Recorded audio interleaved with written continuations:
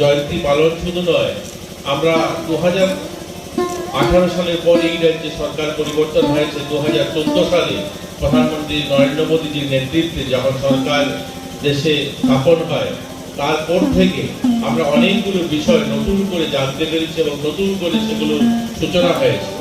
2023 সালের 17 সেপ্টেম্বর অর্থাৎ বিশ্বকর্মা পুজোর দিন ভগবান বিরসা মুন্ডার গ্রাম থেকে মাননীয় প্রধানমন্ত্রীজি গোটা দেশবাসীর জন্য 13,000 কোটি টাকার প্যাকেজ ঘোষণা করেছেন।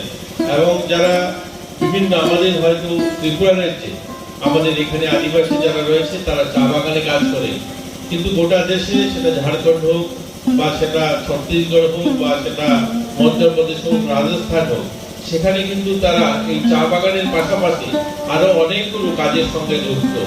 তাদের জীবনমান উন্নয়নে, তাদের জন্য এই বিশ্বকর্মা যোজনার মাধ্যমে আমাদের যারা গরিব মানুষ যারা কাঠ মিস্ত্রি কাজ করে, যারা দর্জির কাজ করে, যারা অন্যান্য যারা মাটি জিনিস তৈরি করে, ওই ধরনের যারা রয়েছে, বিশ্বকর্মা যোজনায় তাদেরকে ট্রেনিং করিয়ে তাদেরকে স্বাবলম্বী করার সিদ্ধান্ত নেওয়া হয়েছে।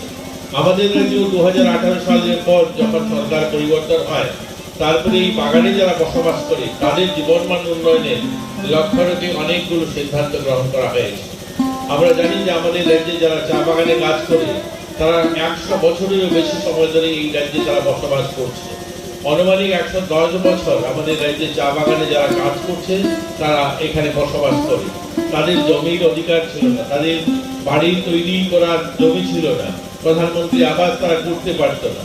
বাগানের সহযোগিতায়, সরকারের সহযোগিতায় আজ কিন্তু বাগানে যারা বসবাস করে তারাও কিন্তু প্রধানমন্ত্রী আবাস, তাদের বাড়িতে শৌচালয়, তাদেরও জলের ব্যবস্থা হয়েছে।